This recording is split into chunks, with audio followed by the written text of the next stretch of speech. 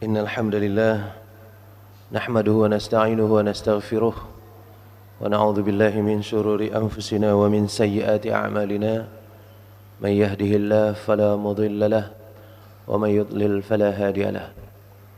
Allahumma shalli wa sallim ala Muhammadin wa ala alihi wa ashabihi wa man tabi'ahu ila yaumil qiyamah. Hadirin sidang jamaah yang dirahmati Allah Subhanahu wa taala.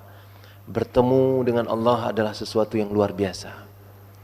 Makanya dulu teman-teman saya yang non-muslim itu pernah nanya kepada saya.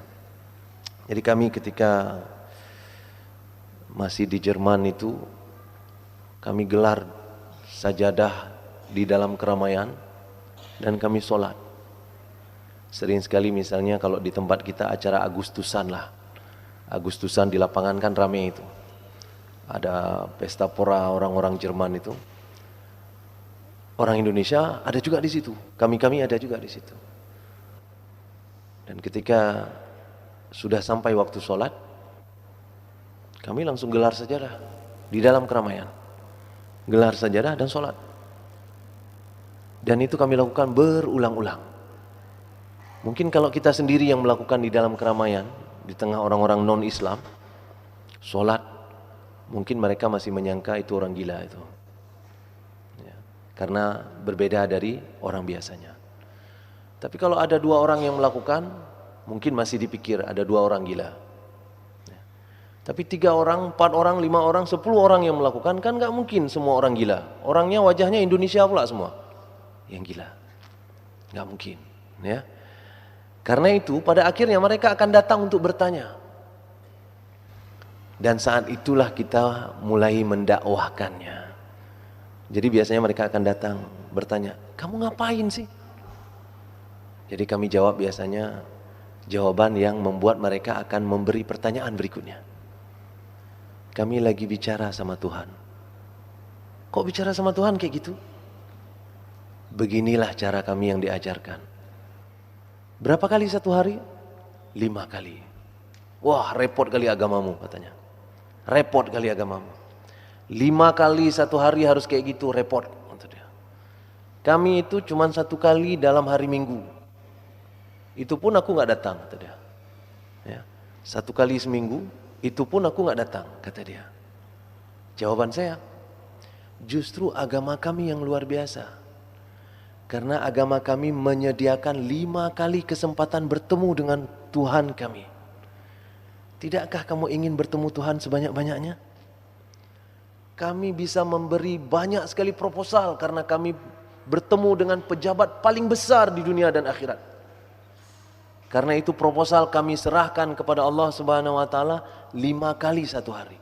Itu belum lagi ada pintu belakang yang Allah sediakan.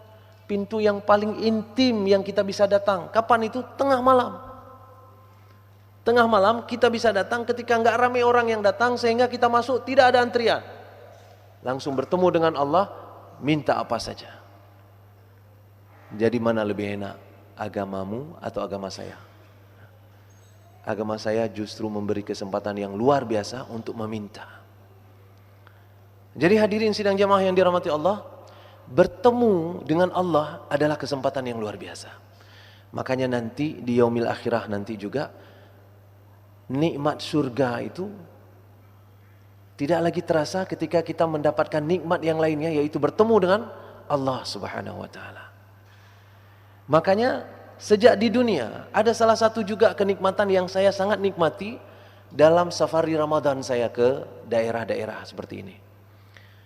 Salah satu yang saya nikmati adalah bertemu dengan orang.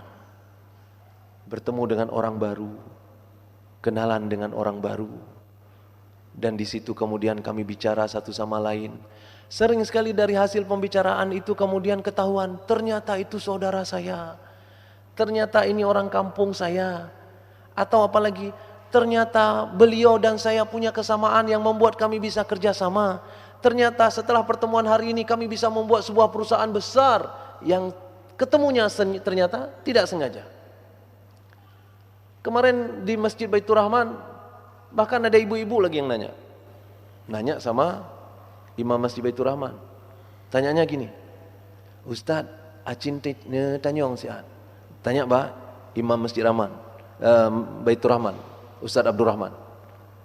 Ditanya sama Ustaz Abdul Rahman, tolong Ustaz tanyakan sebentar, apakah Ustaz itu udah nikah apa belum? Nah, kan keren itu.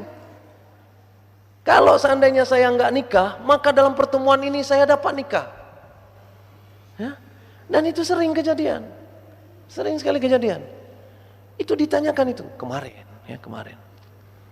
Tentu saja jawabannya udah pasti. Ya. Jadi jangan ada rencana Bapak Ibu nanti mau SMS istri saya. Ya. Udah selesai masalah itu. Ya. Intinya yang saya mau bilang adalah ada banyak sekali kenikmatan yang kita bisa nikmati dari pertemuan. Bukan saja pertemuan dengan Allah Subhanahu wa taala, pertemuan dengan sesama manusia ada banyak sekali yang kita bisa nikmati dan kita ambil manfaatnya. Makanya dalam Al-Qur'an surat Al-Hujurat ayat ke-13 Allah berfirman dan itu perintah. Kata Allah, "Ya ayyuhan nas, hai manusia, inna khalaqnakum min dzakari wa untha." Sesungguhnya kami menciptakan kalian min dzakari wa untha, dari laki-laki dan perempuan. Wa ja'alnakum syu'uban wa qabaila lita'arafu, dan menjadikan kalian bersuku-suku, berbangsa-bangsa, berbeda semuanya, tapi ujung-ujungnya kata Allah lita'arafu, supaya kalian saling ketemu, saling bicara, saling mengenal satu sama lainnya, sehingga kalian bisa saling membantu dan saling mengambil manfaat satu sama lainnya. Dan ini perintah Allah Subhanahu wa taala. Kemudian ayat ini ditutup dengan inna akramakum 'indallah atqakum. Tapi ingat, yang paling Allah hargai, yang paling akram di antara kalian, yang paling mulia di antara kalian adalah yang paling bertakwa kemudian. Mari kita analisis pelan-pelan ayat ini. Pertama, Allah menggunakan kata ya ayyuhan nas, bukan ya ayyuhalladzina amanu. Allah mengatakan ya ayyuhan nas, maknanya ini ayat ditujukan untuk seluruh manusia, bukan saja untuk orang beriman. Kalau puasa jelas ya ayyuhalladzina amanu kutiba alaikumusshiyam. Jadi orang enggak Islam enggak usah puasa juga, enggak apa-apa. Tapi kalau ini ya ayyuhan nas, hai manusia, artinya apa? Orang-orang kafir masuk ke dalamnya. Berarti Allah juga menginginkan kita mengenal orang kafir. Allah menginginkan kita mengenal juga penjahat-penjahat lain. Allah menginginkan kita mengenal semua manusia. Perintah ini. Ya. Kemudian hal yang pertama yang Allah sebutkan adalah inna khalaqnakum. Kum, kata Allah. Sungguhnya kami menciptakan kalian. Jadi siapa yang pertama sekali harus kita kenal? Kum. Diri kita sendiri. Diri kita sendiri yang pertama sekali harus kita kenal. Ada kaidah dalam agama kita, man arafa nafsahu arafa rabbahu. Siapa yang berta'aruf dengan dirinya sendiri, maka dia akan mengenal Allah Subhanahu wa taala nanti.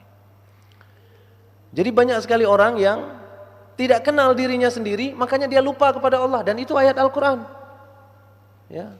Wala takunu kalladzina nasullah fa ansahum anfusahum.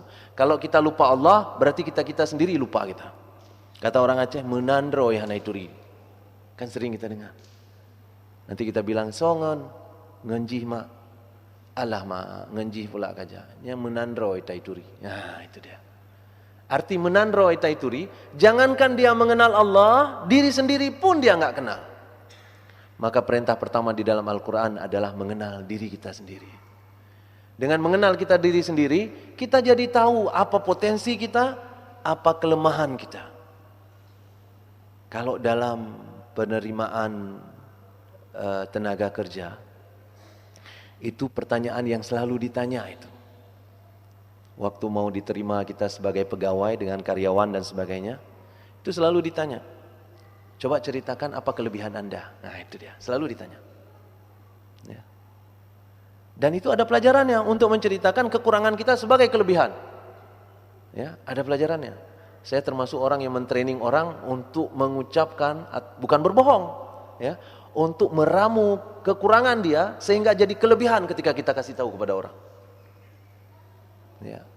Kemudian akan ditanya lagi, jadi kekurangan kamu apa? Rata-rata orang tidak akan diterima di kerja ketika kita mengatakan saya tidak punya kekurangan, Pak. Ditanya, kekurangan Anda apa Pak?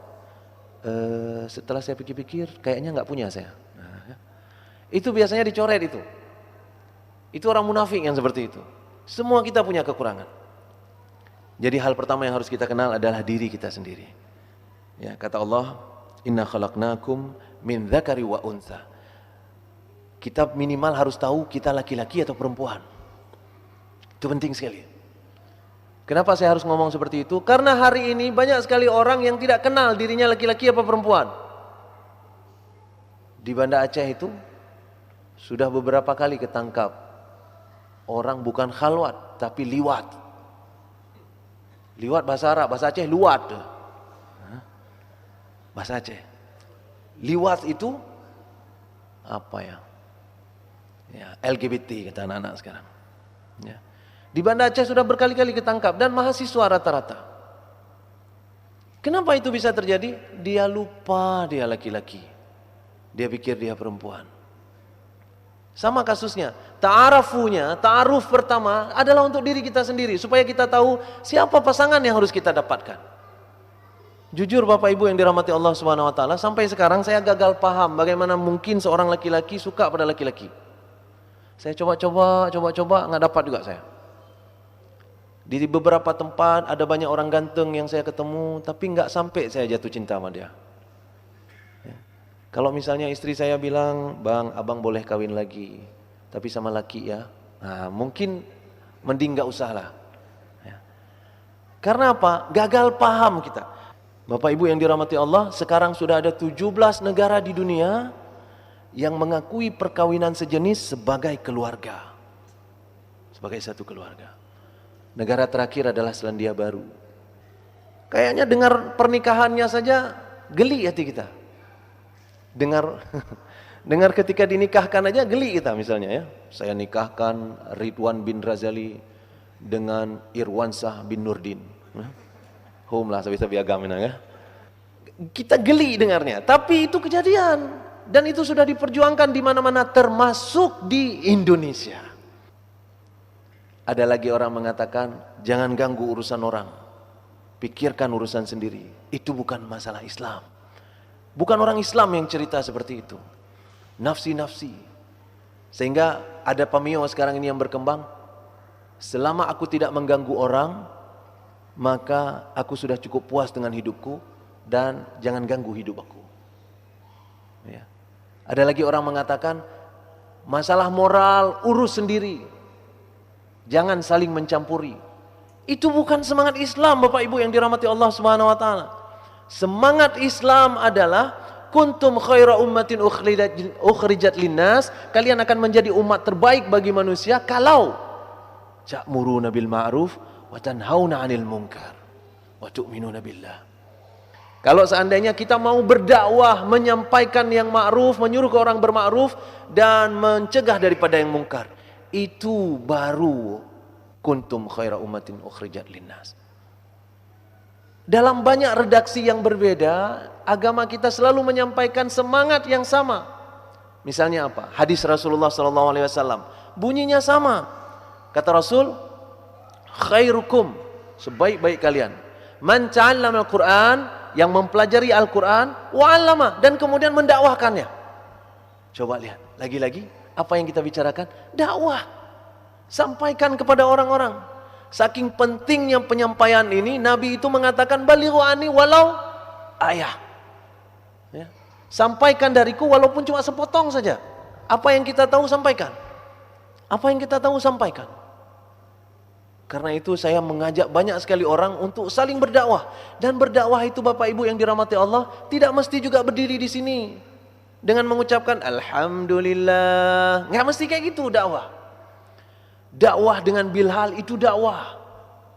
Saya sering sekali melihat mobil mewah lewat di depan saya, kemudian buka kaca dengan biasa, buang botol aqua keluar. Itu dakwah.